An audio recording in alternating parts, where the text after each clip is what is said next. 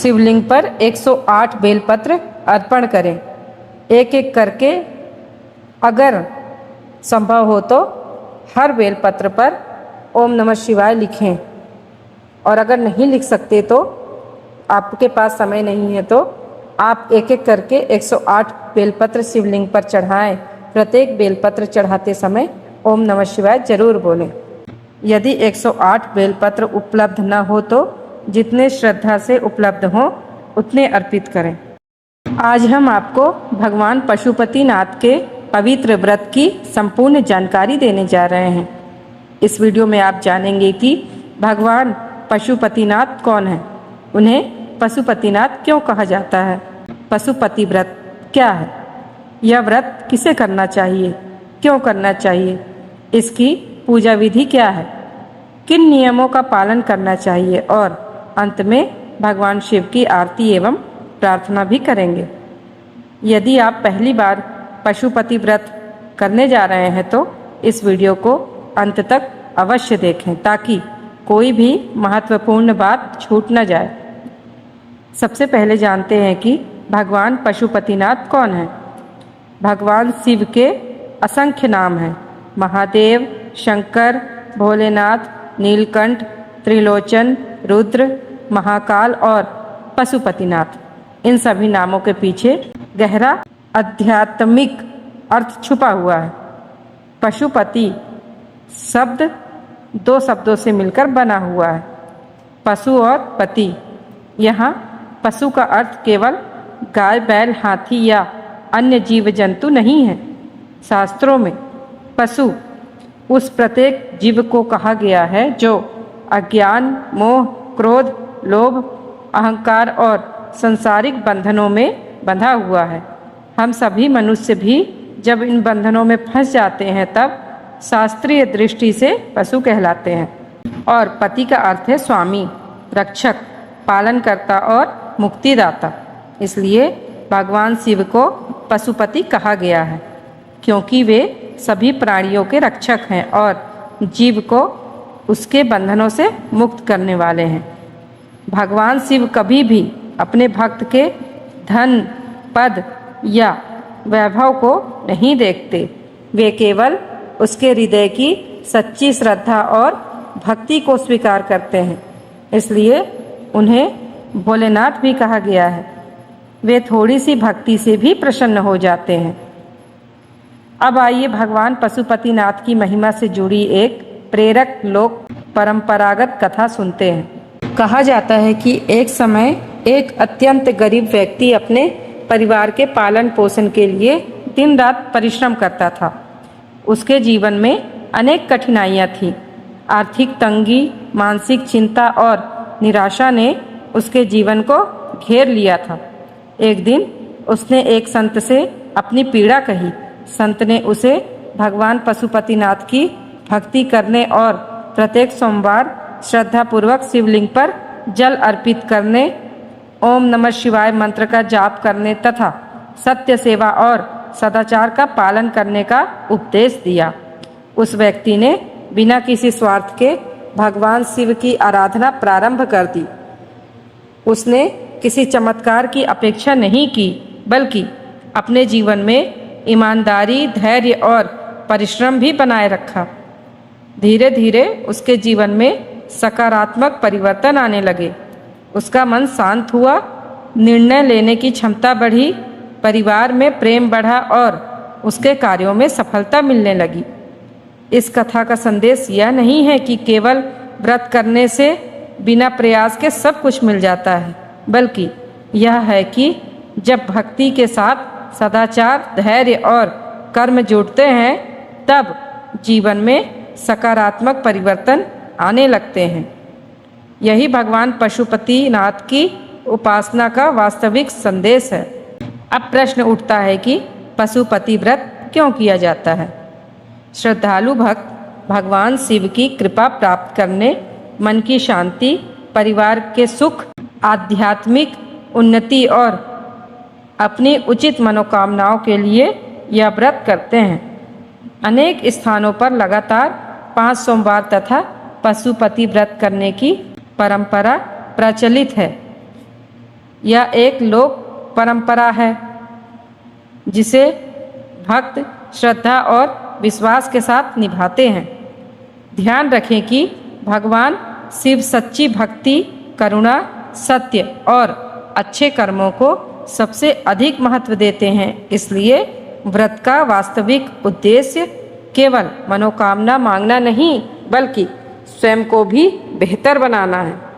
आइए अब जानते हैं कि पशुपति व्रत किसे करना चाहिए और यह व्रत क्यों किया जाता है। सबसे पहले यह समझ लें कि भगवान शिव अपने सभी भक्तों पर समान कृपा रखते हैं, इसलिए इस व्रत को करने के लिए किसी विशेष जाति, वर्ग, आयु या आर्थिक स्थिति की कोई बाध्यता नहीं है। स्त्री, पुरुष, युवा, वृद्ध, जो भी भगवान शिव में श्रद्धा और विश्वास रखता है वह अपनी क्षमता के अनुसार यह व्रत कर सकता है।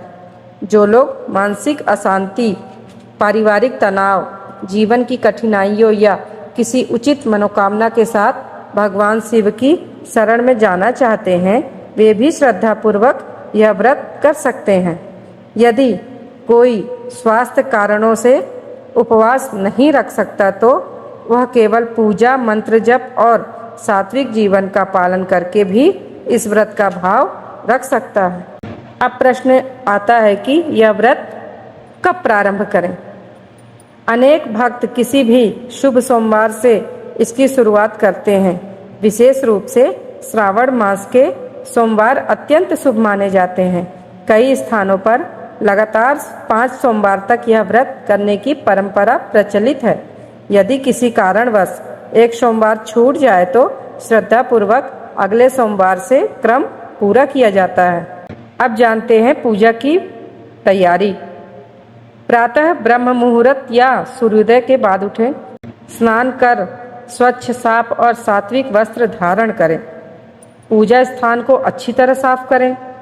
यदि घर में शिवलिंग है तो वहीं पूजा करें, अन्यथा भगवान शिव के मंदिर जाकर पूजा जरूर करें। शिवलिंग में जल चढ़ाएं, पंचामृत चढ़ाएं और विधि पूर्वक पूजा करें। और कोशिश करें कि जिस शिव मंदिर में भगवान शिव का पूरा परिवार हो वहाँ पर जाकर पूजा करें। अब भगवान गणेश का स्मरण करें और प्रार्थना करें कि यह पूजा बिना किसी विघ्न के पूर्ण हो। इसके बाद हाथ में जल, अक्षत और पुष्प लेकर संकल्प करें, हे भगवान पशुपतिनाथ, मैं श्रद्धा और भक्ति के साथ यह व्रत कर रही हूँ। यदि मेरी कोई उचित और धर्म समस्त मनोकामना हो तो उसे पूर्ण करने का मार्ग प्रशस्त करें। मुझे सद्बुद्धि, धैर्य, सत्य और अच्छे कर्म करने की शक्ति प्रदान करें। अब आरंभ करें भगवान शिव का अभिषेक। सबसे पहले शिवलिंग पर स्वच्छ जल अर्पित करें। यदि गंगा जल उपलब्ध हो तो उसकी कुछ बूंदें भी अर्पित करें। इसके बाद दूध से अभिषेक करें। यदि संभव हो तो दही, शहद, घी और शक्कर से पंचामृत बनाकर भी अभिषेक किया जा सकता है। अंत में पुनः स्वच्छ जल से शिवलिंग का स्नान करवाएं। अब भगवान शिव को चंदन अर्पित करें। इसके बाद अक्षत, सफ़ेद पुष्प और बेलपत्र अर्पित करें। बेलपत्र अर्पित करते समय ध्यान रखें कि वे स्वच्छ और यथासंभव अखंड हो। यदि धतूरा या आक के फूल उपलब्ध हो तो उन्हें भी श्रद्धा से अर्पित किया जा सकता है। अब दीप और धूप जलाकर भगवान शिव का ध्यान करें। इसके बाद रुद्राक्ष की माला से कम 108 बार ओम नमः शिवाय मंत्र का जाप करें। यदि समय हो तो महामृत्युंजय मंत्र का 11, 21 या 108 बार जाप करें। अब मनोकामना के लिए एक विशेष प्रार्थना करें। दोनों हाथ जोड़कर शांत मन से कहें, हे पशुपतिनाथ, मैं आपके चरणों में अपनी चिंता, भय और इच्छाएं समर्पित करती हूँ।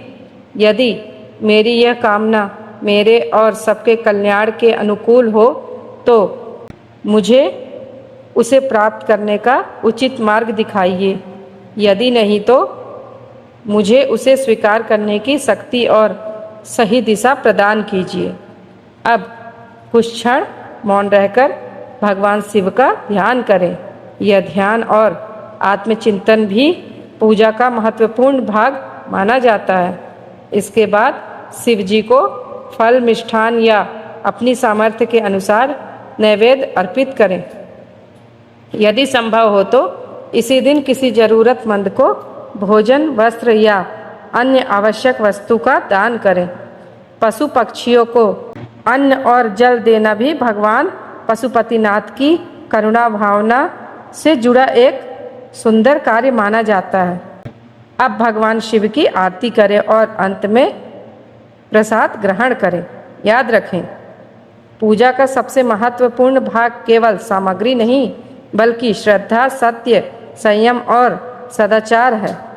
भगवान शिव भाव के भूखे हैं, इसलिए यदि किसी के पास अधिक सामग्री न भी हो तो वह केवल जल, एक बेलपत्र और सच्चे मन से की गई प्रार्थना से भी शिव की उपासना कर सकता है। अब जानते हैं कि पशुपति व्रत के दौरान किन नियमों का पालन करना चाहिए। सबसे पहले यह समझ लें कि व्रत का वास्तविक अर्थ केवल भोजन का त्याग करना नहीं है। व्रत का अर्थ है अपने मन, वाणी और व्यवहार को भी पवित्र बनाना। इस दिन यथासंभव क्रोध, झूठ, कटु वचन, किसी की निंदा और छल कपट से दूर रहें।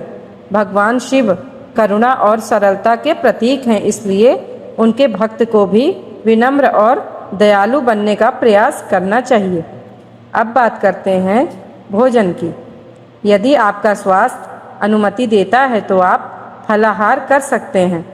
फल, दूध, दही, मखाना, मेवे, नारियल पानी या अन्य सात्विक फलाहार लिया जा सकता है। यदि पूर्ण उपवास संभव न हो तो एक समय सात्विक भोजन भी किया जा सकता है। भगवान शिव भावना के भूखे हैं, इसलिए स्वास्थ्य की उपेक्षा करके कठिन उपवास करना आवश्यक नहीं है। व्रत के दिन मांसाहार, मदिरा, तंबाकू तथा अन्य नशे से दूर रहें। बहुत से भक्त इस दिन प्याज और लहसुन का भी सेवन नहीं करते। सात्विक भोजन और संयमित जीवन इस व्रत की भावना को और अधिक सार्थक बनाते हैं। अब जानते हैं 5वें सोमवार के उद्यापन के विषय में। लगातार 5 सोमवार का व्रत पूर्ण होने पर 5वें सोमवार विशेष श्रद्धा से भगवान शिव का अभिषेक करें। जल, दूध या पंचामृत से शिवलिंग का स्नान कराएं। बेलपत्र, पुष्प और चंदन अर्पित करें। इसके बाद ओम नमः शिवाय मंत्र का जाप करें और भगवान शिव की आरती करें। अपनी श्रद्धा और सामर्थ्य के अनुसार प्रसाद वितरित करें। यदि संभव हो तो किसी जरूरतमंद को भोजन कराएं। गौ सेवा करें। पशु पक्षियों के लिए जल और अन्न रखें या किसी योग्य व्यक्ति की सहायता करें। सेवा और दान भगवान शिव की उपासना में अत्यंत महत्वपूर्ण माने गए हैं। अब आइए भगवान शिव की आरती करते हैं। अब अंत में भगवान पशुपतिनाथ से प्रार्थना करें। हे देवों के देव महादेव पशुपतिनाथ, हमारे जीवन से अज्ञान, अहंकार, भय और निराशा को दूर कीजिए। हमें सत्य के मार्ग पर चलने की प्रेरणा दीजिए। हमारे मन में करुणा, प्रेम, धैर्य और सद्बुद्धि का प्रकाश भर दीजिए।